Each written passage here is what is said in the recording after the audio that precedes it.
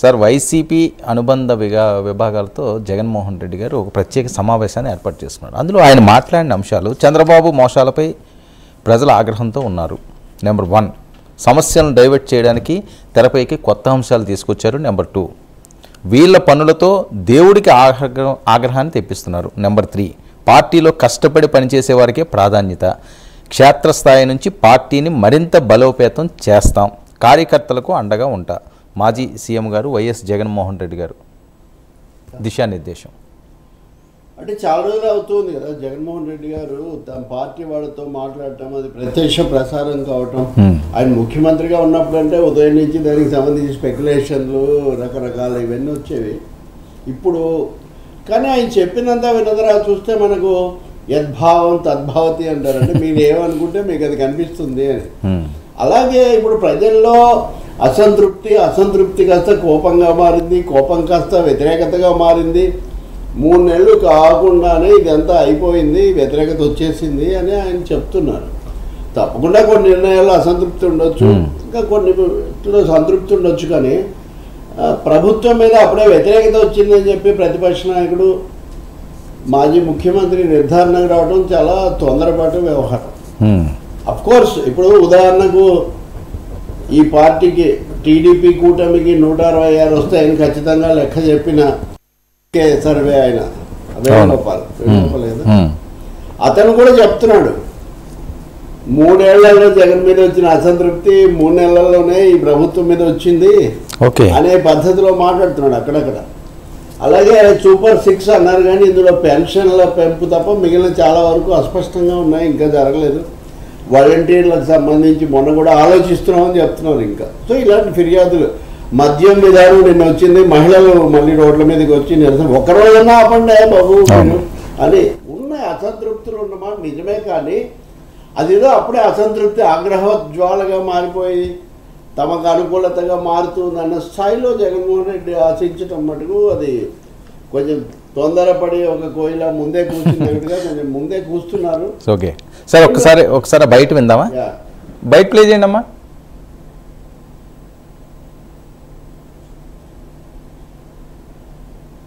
Voice బలోపేతానికి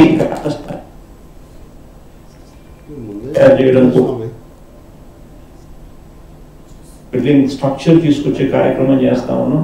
ఆ దిశగా అడుగులు సీరియస్ గా వేస్తా ఉన్నాం. ఇప్పటికీ 4 నెలలు అయిపోయింది. ఇప్పటికీ ప్రభుత్వం మీద వ్యతిరేకత గమనిస్తూనే ఉన్నాం. ఓ పక్క సూపర్ 6లు లేవు, ఓ పక్క సూపర్ 7లు లేవు, ఓ పక్క అబద్ధాలు అనేది మోసం కింద కన్వర్ట్ అయిపోయింది, మోసం కింద కన్వర్ట్ అయింది, కోపం కింద కన్వర్ట్ అవుతుంది ప్రజలు.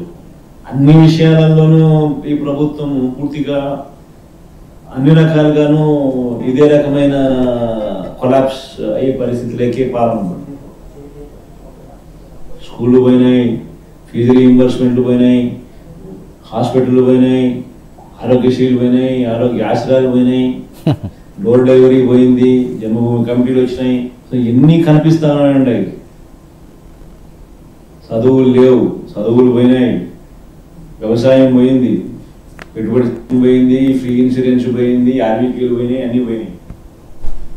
పూర్తిగా గవర్నెన్స్ అంటే ఏదైతే మార్గదర్శకంగా రోల్ మోడల్గా నిలబడాల్సిన రంగాలు వ్యవసాయము, చదువులు, వైద్యము, 3 రంగాలు తిరోగమనమే. గవర్నెన్స్ అనేది లేదు. ఇష్టం వచ్చినట్టుగా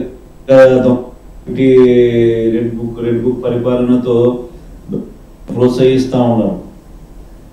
గవర్నెన్స్ అనేది ఇక్కడ లేదు. డోర్ డెలివరీ గాలికి ఎగిరిపెట్టి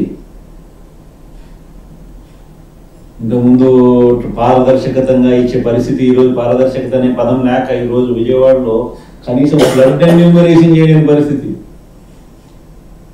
ఇన్ని ఇళ్ళు మునిగినాయి, ఈ ప్రతి ఇంటికి సహాయం చేయాలనుకుంటే కనీసం ఆ ఇళ్ళకు కూడా సహాయం చేయలేని పరిస్థితి కలెక్టర్ల దగ్గర చూస్తున్నారు ప్రజలు. ఇది ఆయన ఆవేదన. అదే నేను మీకు చెప్తున్నాను కదా, తొందరపడే కోయిల ముందే కూర్చుందని అంతా ఒక తీవ్ర వ్యతిరేకతతో అంతా రగిలిపోతున్నారు అన్న స్థాయిలో ఆయన అంచనా వేస్తున్నారు.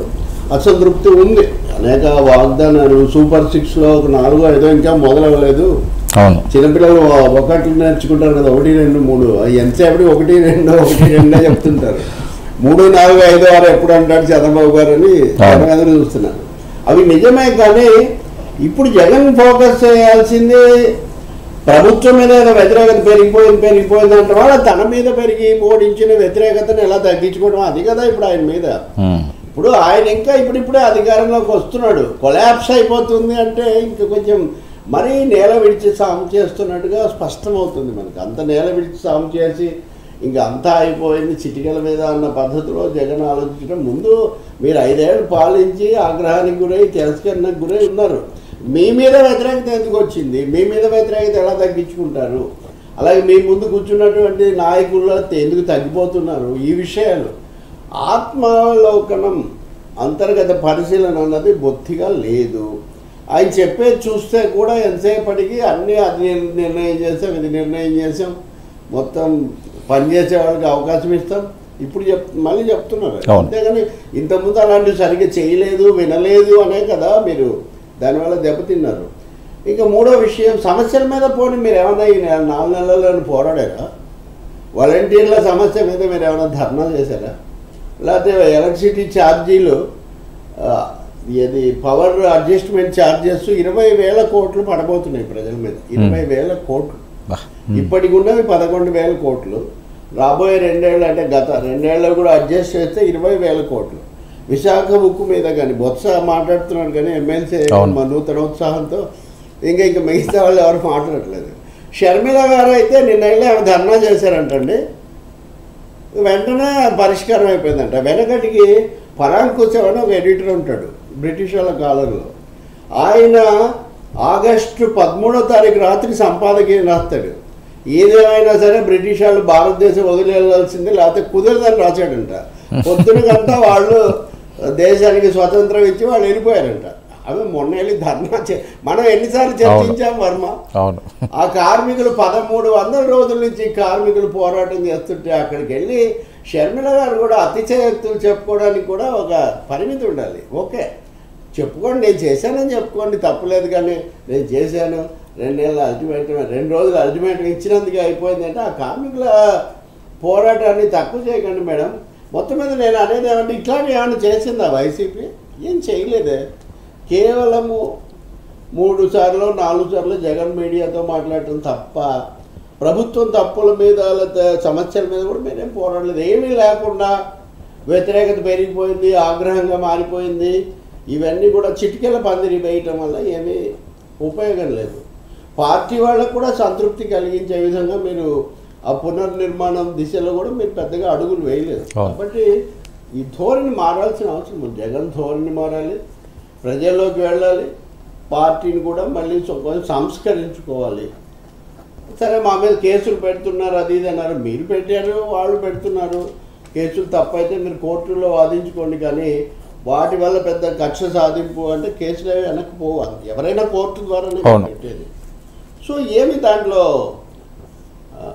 మార్పేం లేదు పెద్దగా. ఆ సమావేశం నుంచి అవి చేసే ప్రసంగాల నుంచి ఏదో అయిపోతుందనే ఆశే కనిపిస్తుంది. 3 నెలల నుంచి కూలిపోతారని మనిషి అది పుట్టిన కానీ ఆదిలోనే అదే అన్నప్రాసన నాడు అవకాశం అన్న స్థాయిలో ఆశలు పెట్టుకోకండి సార్.